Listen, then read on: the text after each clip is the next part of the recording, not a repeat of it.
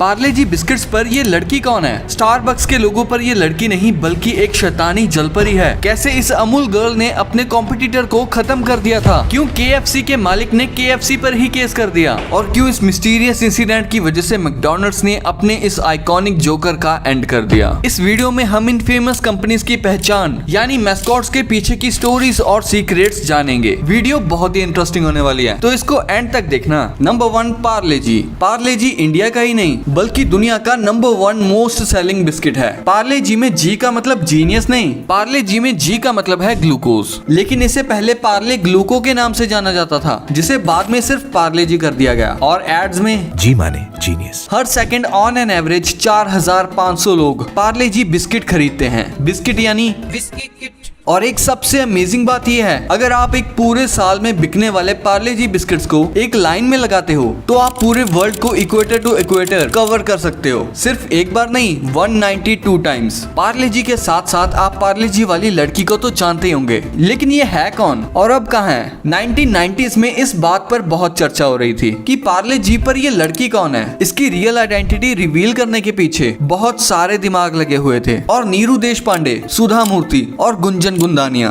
ये 3 नाम सबसे ज्यादा पार्ले जी गर्ल से जोड़े गए। बहुत सारी रिपोर्ट्स में ये भी क्लेम किया गया कि पार्ले जी बिस्किट पर जो लड़की है वो सुधा मूर्ति की बचपन की फोटो है। इसके बाद तुरंत ही सेम चीज नीरू देशपांडे पर भी छापने लगे, जो सबसे ज्यादा लाइमलाइट में बनी रही। रीजनल न्यूज़पेपर में इनकी फोटो के साथ शॉर्ट स्टोरी बहुत ज्यादा शेयर हुई, जिन पर यह लिखा गया था कि ये नागपुर से बिलोंग करती हैं, बहुत हम्बल बैकग्राउंड से हैं और इनके पापा ने 4 साल की उम्र में ये फोटो क्लिक की थी, जो इतनी ज्यादा अच्छी थी कि इसे पार्ले जी के लिए सिलेक्ट कर लिया गया था। लेकिन कहानी में ट्विस्ट तो तब आता है जब पार्ले जी के प्रोडक्ट मैनेजर खुद आकर कहते हैं कि पार्ले जी के पैकेट पर कोई रियल लाइफ इंडिविजुअल नहीं है, इसे तो 1960s में बनाया गया था। ये एक्चुअली में एक इलस्ट्रेशन यानी ड्राइंग है, जिसे एक आर्टिस्ट मगन लाल दहिया ने 1960s में बनाया था, जो कि उस टाइम एवरेस्ट क्रिएटिव एजेंसी में काम करते थे। Number 2, Amul girl. क्या आपको पता है कि अमूल के प्रोडक्ट्स पर ये लड़की कौन है? चलो इसकी स्टोरी जानते हैं। आज से कई साल पहले जब इंडिया में ब्रिटिशर्स का राज था, तब मार्केट में पोल्सन डेयरी की मोनोपोली चलती थी। इसी वजह से फार्मर्स को मजबूरन पोल्सन डेयरी को ही अपना दूध बेचना पड़ता था, जो फार्मर्स को दूध का सही प्राइस नहीं देती थी, जिससे उनका बहुत लॉस होता था। जिससे तंग आकर किसान फ्रीडम फाइटर सरदार वल्लभ भाई पटेल से मिले। उन्होंने किसानों को एकजुट होकर इस चीज को रोकने को कहा और उनकी बातों से इंस्पायर होकर एक फ्रीडम फाइटर त्रिभुवन दास पटेल और डॉक्टर वर्गीस कुरियन, जिन्हें हम फादर ऑफ व्हाइट रेवोल्यूशन के नाम से भी जानते हैं, इन्होंने पोल्सन के खिलाफ मार्केट में खड़े होने के लिए गुजरात के कायरा डिस्ट्रिक्ट में एक कोऑपरेटिव सोसाइटी बनाई, जिसको बाद में डॉक्टर वर्गीस कुरियन ने अमूल का नाम दिया। इससे फार्मर्स ने अपनी मिल्क प्रोसेसिंग और डिस्ट्रीब्यूशन शुरू की और पोल्सन को कंपटीशन दिया। देखते ही देखते ये रेवोल्यूशनरी स्टेप बढ़ता चला गया और उन्होंने पोल्सन को अपना मिल्क सेल करना बंद कर दिया और पोल्सन डूबने की कगार पे आ गई। 1960s में अमूल का डायरेक्ट कॉम्पिटिटर पोल्सन बटर था। पोल्सन बटर इंडिया के घर घर में बहुत फेमस था अपने सॉल्टी टेस्ट की वजह से। तो इस पोल्सन बटर को टक्कर देने के लिए अमूल गर्ल को बनाया गया था और वो सिर्फ ये मुकाबला जीती ही नहीं बल्कि उसने हर एक इंडियन का दिल भी जीत लिया। अमूल गर्ल को बनाने के पीछे डॉक्टर वर्गीस कुरियन का दिमाग था। वो अमूल के लिए एक ऐसा मैस्कॉट चाहते थे जिससे इंडिया का घर घर रिलेट कर पाए, जिसके लिए उन्होंने उस टाइम की फेमस एड एजेंसी के MD सिल्वेस्टर डाकुना से कॉन्टेक्ट किया, जिन्होंने अपने आर्ट डायरेक्टर यूस्टस फर्नांडिस के साथ मिलकर अमूल गर्ल को डिजाइन किया। अमूल गर्ल को हैंड ड्राइंग से बनाया गया था। सिल्वेस्टर डाकुना अमूल गर्ल को आसान रखना चाहते थे, क्योंकि उस टाइम ज्यादातर बैनर्स और होर्डिंग्स पर हाथों से ही ड्राइंग करनी पड़ती थी। इस सभी के साथ उसका अट्रैक्टिव होना भी जरूरी था। तो इस तरह इन्होंने बनाई अमूल गर्ल, जिसको यूस्टस फर्नांडिस ने ड्रॉ किया। एक नॉटी छोटी इंडियन लड़की, नीले बाल,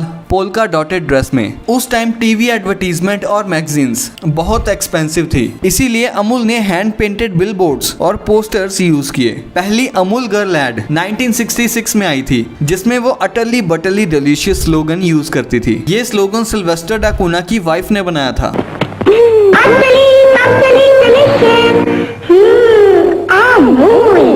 अमूल गर्ल रिलेटेबल और करंट इवेंट से रिलेटेड एड से फेमस हो गई। सिल्वेस्टर डाकोना ने जल्दी ही day to day related issue से रिलेटेड होर्डिंग्स और एड कैंपेन स्टार्ट किए और ये एड कैंपेन्स इंडिया में इतने फेमस हुए कि इसने इंडिया में सबसे लंबे टाइम तक चलने वाली एड कैंपेन के तौर पर Guinness book of world records में अपना नाम भी दर्ज करवाया। अमूल गर्ल इतनी फेमस हो गई थी कि वो एक सोशल कमेंटेटर बन गई जो पॉलिटिक्स से स्पोर्ट्स तक हर टॉपिक पर बात करती थी। ये यूनिक स्टाइल अमूल को प्रमोट करता था और पब्लिक को कनेक्ट करता था। जल्दी ही अमूल गर्ल इंडिया की फेवरेट एडवर्टीजमेंट आइकॉन बन गई। अमूल की ताकत पहले किसान थे, इसीलिए आज तक इस कंपनी ने शेयर मार्केट में लिस्टिंग नहीं की है, क्योंकि अगर कंपनी कॉर्पोरेट वर्ल्ड में घुस जाएगी तो उस पर से किसानों का हक चला जाएगा। इसीलिए अमूल्य वर्ड से इंस्पायर्ड अमूल यानी आनंद मिल्क यूनियंस लिमिटेड आज तक किसानों के साथ जुड़ा हुआ है। आज के समय में अमूल को भारत के 36 लाख किसान और 18 मिल्क यूनियंस मिलकर चलाते हैं और इन सब की मार्केट शेयर में बराबरी की हिस्सेदारी है। नंबर 3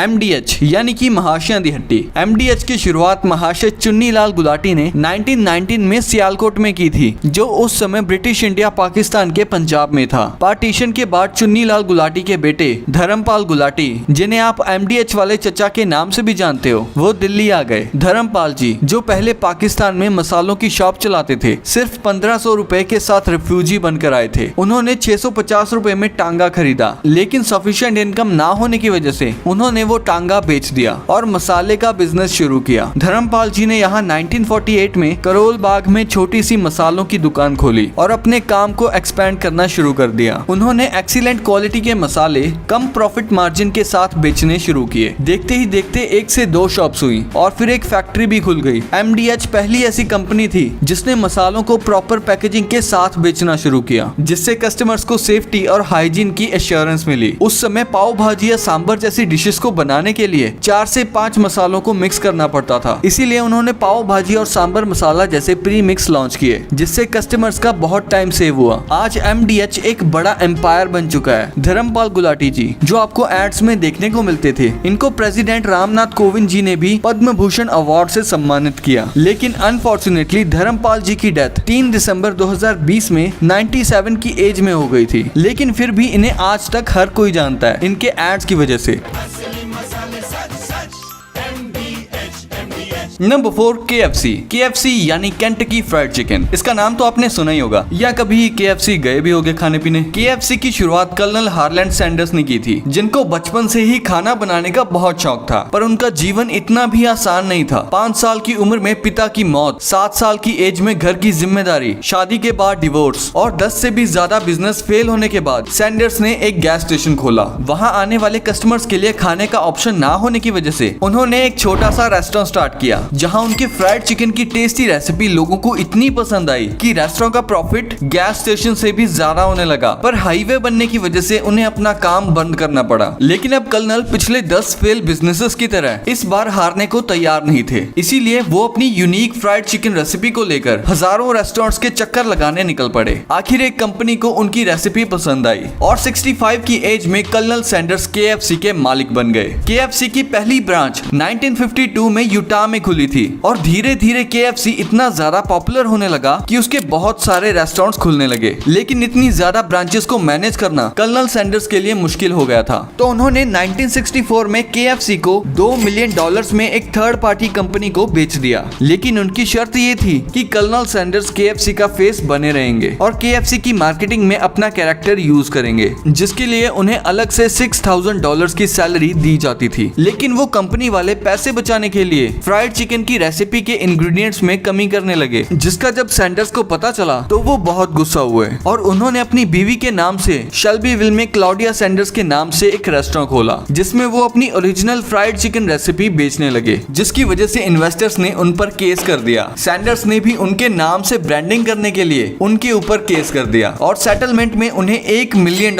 मिले। आज कर्नल सैंडर्स तो मौजूद नहीं है, लेकिन वो restaurant Claudia Sanders dinner house के नाम से आज भी मौजूद है। जो दुनिया का इकलौता नॉन KFC रेस्टोरेंट है जहां पर KFC की ऑथराइज्ड फ्राइड चिकन सेल होती है। 1950 में केंटकी के गवर्नर ने सैंडर्स को कर्नल का खिताब दिया, जिसके बाद वो कर्नल की तरह ड्रेस करने लगे, व्हाइट कोट और व्हाइट हेयर्स में। उनकी डेथ 1980 में हो गई थी, लेकिन उनका आइकॉनिक लुक आज भी KFC के एडवर्टीजमेंट्स में दिखता है। आज हम 118 से भी ज्यादा देशों में KFC के रेस्टोरेंट्स को देख सकते हैं। जिंदगी के स्टार्टिंग फेज में हारे हुए कर्नल आखिरकार जिंदगी की रेस में जीत ही गए, और इसी जीत की चमक आपको KFC के पैकेट पर भी नजर आती है। Number 5, Starbucks. स्टारबक्स का लोगो ही स्टारबक्स की असली पहचान है, पर क्या आपको पता है कि इस लोगो पर ये कोई लड़की या औरत नहीं बल्कि एक सायरन है। सायरन यानी 2 पूंछों वाली शैतानी जलपरी। ग्रीक माइथोलॉजी में ये कहा गया है कि ये एक ऐसी जलपरी है जो बहुत ही रेयर और हद से ज्यादा खूबसूरत होती है, और इसी खूबसूरती के जाल में वो लोगों को फंसाकर मौत के घाट उतार देती है। तो आखिर ऐसी क्या वजह है कि स्टारबक्स ने इस शैतानी जलपरी को अपने लोगो के तौर पर चुन लिया? तो बात यह है कि जब कंपनी की शुरुआत हुई तो स्टारबक्स की कॉफी समुद्र के रास्ते आती थी, इसीलिए कंपनी को अपना लोगो सी से रिलेटेड रखना था, और जलपरी को अपना लोगो चुनकर कंपनी ने ये दावा किया कि आप भी हमारी कॉफी की तरफ खींचे चले आओगे, और रिजल्ट आपके सामने है। आज की तारीख में स्टारबक्स दुनिया का नंबर 1 कॉफी ब्रांड है। वैसे क्या आप कभी स्टारबक्स में गए हो? मैं तो कभी नहीं गया। Number 6, Nirma girl. Washing powder मतलब निरमा। निरमा के ओनर करसन भाई पटेल पहले एक गवर्नमेंट एम्प्लॉय थे, और शाम को घर आकर वो डिटर्जेंट पाउडर बनाते थे। उनकी निरुपमा नाम की बेटी थी, जिसे सब प्यार से निरमा बुलाते थे। 1985 में अचानक से एक कार एक्सीडेंट में निरमा की जान चली गई। अपनी बेटी का नाम हर किसी की जुबान पे आए, इसीलिए करसन भाई ने अपने बनाए हुए डिटर्जेंट पाउडर का नाम निरमा रखा और उसे घर घर जाकर बेचा।